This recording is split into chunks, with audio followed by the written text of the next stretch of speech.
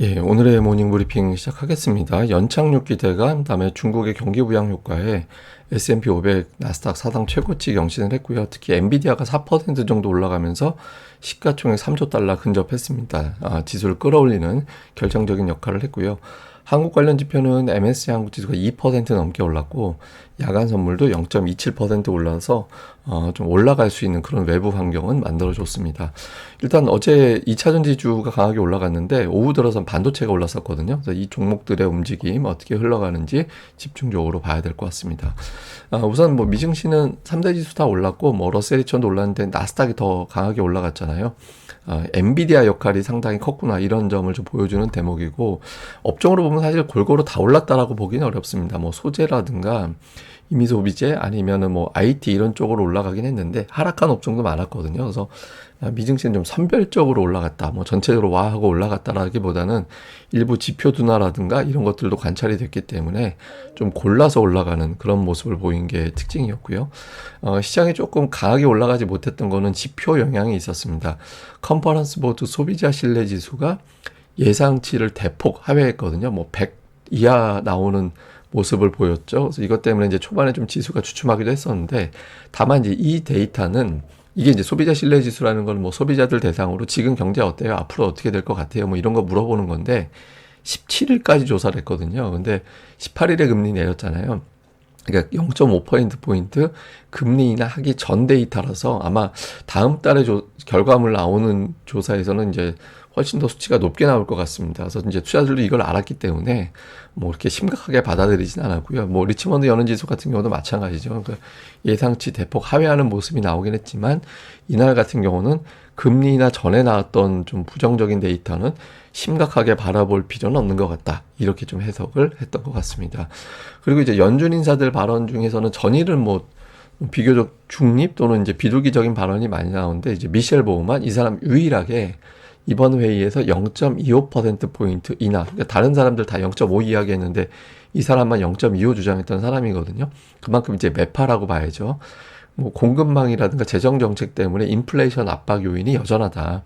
그래서 금리를 너무 빨리 내려서 이게 수요를 회복시키면서 인플레이션을 다시 자극할 수도 있다. 그리고 또 0.5를 인하해 버렸기 때문에 사람들은 같은 속도로 계속 인하하기를 기대하게 될 거다. 이런 점도 좀 문제라고 지적을 했습니다. 근데 이제 며칠 전에 이야기했던 거를 똑같이 얘기한 거거든요. 그래서 시장에 미치는 영향은 그렇게 크지는 않았습니다. 근데 어쨌든 좀 안 좋게 지수 만들어낼 때는 또 이런 발언을 또 심각하게 활용할 수도 있거든요. 근데 일단 오늘 같은 경우는 뭐 그렇게 심각하게 활용하지는 않는 그런 모습을 보였고, 다음에 이제 금융시장 관련된 코멘트들을 보면 어제 이것도 상당히 중요했던 발언이었거든요.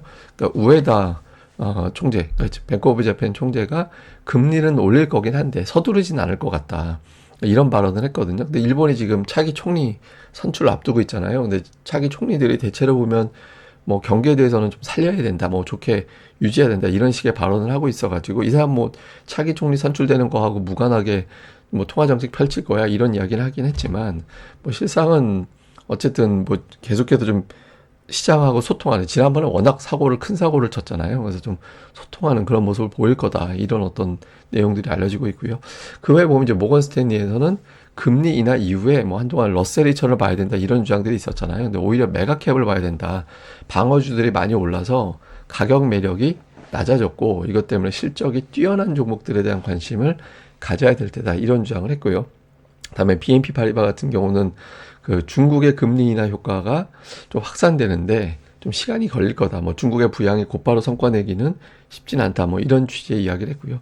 그 다음에 이제 골드만삭스의 CFO는 0.5%포인트 인하를 단행을 하면서 결과적으로 경제 연착륙 확률이 높아졌다. 그래서 이제 증시라든가 금융시장에는 뭐 긍정적이다. 이런 취지의 언급을 했습니다. 뭐 대체로 보면 좀 조심스럽게 보는 분석가들이 적지는 않은데 어쨌든 0.5가 좀 환경을 좀 바꿀 것 같다. 이런 어떤 주장들이 최근 들어서 많이 나오고 있습니다. 근데 최근에 증시 자금 보면 그 대형주에 투자하는 펀드 자금이 계속 유입이 되고 있거든요. 그래서 어제 뭐 테슬라, 오늘 엔비디아 이런 식으로 대형주들을 좀 올리는 그런 모습들이 나오고 있잖아요. 증시 자금 자체가 대형주 쪽을 좀 봐야 되는 거 아닌가? 이런 어떤 흐름이 만들어지고 있는 것도 하나의 어떤 특징, 이렇게 봐야 될 것 같습니다. 특징으로는 이제 중국이 대규모 부양을 했기 때문에 뭐 JD.com이라든가 뭐 알리바바라든가 이런 어떤 중국 관련주가 이제 급등을 하는 이제 그런 모습을 보였고, 실제로 뭐 중국 증시에 대한 어떤 옵션 거래를 보면 뭐 갑자기 급등하는, 콜옵션이 급증을 했다고 하거든요. 그러니까 중국 증시에 대한 어떤 상승 베팅이 증가했다라고 해서 중국 관련된 종목군들에 대한 주목도가 좀 높아지는 그런 측면이 있는 것 같고요. 그다음에 엔비디아가 오늘 4% 올라갔는데 뭐 재료 두 가지가 있었습니다. 모건 스탠리에서 블랙웰이 대량 생산에 돌입한 것 같다, 이런 보도가 나오면서 예상보다 조금 더 많은, 아주 예상보다 더 많은 4분기 실적 기여, 이런 부분들에 대한 기대가 있었고요. 또 젠슨왕이 지분 매각을 예정됐던 지분 매각을 이제 원래 더 빨리 마무리한 것 같다. 그러니까 이제 젠슨왕의 지분이 더 이상 안 나올 것 같다, 당분간은. 이제 그런 보도가 겹치면서 $120 이제 정도까지 올라서는 그런 모습을 좀 보였고요. 그다음에 뭐 테슬라는 은근하게 올라가요. 뭐 꾸준하게 올라가는, 뭐 올라가는 데는 판매량 증가라는 기대감, 로보택시 앞둔 어떤 기대감, 이런 것들이 계속 작동을 하는 거죠. 특히 이제 중국 경기 부양에 따라서 소비가 더 늘어나지 않을까, 이런 기대감도 또 동시에 또 작동한 게 아닌가, 이렇게 보여진다, 이렇게 보면 될 것 같습니다. 자, 우리 증시는 코스닥이 지금 뭐 코스피 6일, 코스닥 7일 이렇게 계속 올라가고 있잖아요. 근데 최근에 수급을 보면 개인들이 계속 매수하는 게 아니거든요.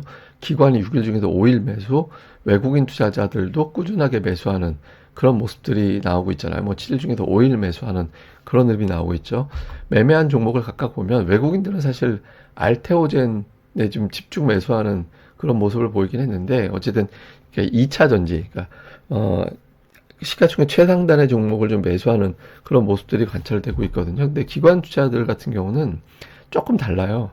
보면은 뭐 2차 전지 매수가 좀 보이긴 합니다만은 반도체 종목을 쭉 뿌리면서 매수하기 시작하는 그런 모습들도 나오고 있거든요. 그래서 최근에 이제 뭐 2차 전지와 대형 제약주, 바이오주 이쪽에만 매수하는 게 아니냐, 이런 해석이 좀 있었는데, 최근 들어서 살짝 좀 바뀌면서 종목들이 좀 확산되는, 업종을 좀 분산하는 그런 모습들이 있어. 이건 긍정적이죠. 왜냐면 이제 특정 종목만 올라가는 건 시장이 올라가는 게 아니잖아요. 그래서 좀 긍정적인 신호. 그래서 새롭게 매수가 붙는 업종에 대한 관심 필요하다라고 봐야 될 것 같고, 코스피 같은 경우도 어제 61선, 21선 돌파가 됐거든요. 근데 21선의 의미는 한 달 거래가 20일이잖아요. 그러니까 21선 돌파했다는 건 최근에 한 달 동안에 중요한 이슈가 있었던 게 넘어가기 시작했다. 그러니까 최근에 이슈는 뭐 삼성전자에 대한 매도 심리라든가 경기 둔화 우려라든가 뭐 이런 것 등등이 있었잖아요. 그러니까 이런 것들을 좀 극복하기 시작한 거 아닌가? 그러니까 이런 해석이 나오고 있는 거죠. 그러니까 그리고 이제 하이닉스는 제가 이제 지난주에 말씀을 드릴 때 저 꼬리를 잘 봐야 된다. 저 꼬리 달리고 큰 폭의 상승이 이틀 안에 나와줘야 저 꼬리가 확실하게 저점을 쳤다라는 강력한 어떤 시그널이 될 수 있다. 그래서 뭐 하루 이틀 안에 좀 양봉 상승 나오는지 봐야 된다. 근데 그 신호가 나왔잖아요. 그래서 좀 증시 코스피 자체도 이제 저점을 치고, 물론 이제 이렇다고 해서 V자로 확 올라간다라는 게 아니라 저 저점이 이번 조정의 저점 아닌가, 이런 어떤 신뢰를 가질 수 있다라는 거죠. 그래서 여기에 대한 좀 안도감, 이런 것들이 만들어진 것 같습니다. 그리고 이제 어제 외국인들의 매매에 좀 특징이 하나 있는데, 그 전체 매도에서 외국인들이 차지하는 비중이 30% 이하로 줄어들었거든요. 그러니까 9월 9일 이후에 외국인들의 매도 비중이 30% 이하로 떨어진 적이 없었어요. 그래서 이게 이제 조금 더 내려가 주면 뭐 한 27% 정도로 내려가 주면, 말 바꾸면 뭐냐면 삼성전자 매도 강도가 떨어졌다라고 해석될 수 있거든요. 제가 그 26일, 27일 요때를 좀 중요하게 보는 게, 이제 결제일 기준으로 3분기가 끝나는 시점이라서 그 전후에서 삼성전자의 어떤 수급 변화가 좀 나타나지 않을까, 이런 기대를 좀 갖고 있거든요. 그래서 실제로 그런 현상이 나오는지, 아니면 그냥 외국인들은 3분기고 뭐고 그냥 계속 팔려고 하는 건지, 요게 좀 가늠이 되겠죠. 그래서 외국인들의 매도 비중 축소, 요것도 주목을 해봐야 될 것 같습니다. 그리고 각각 업종별로 일단 명분은 있거든요.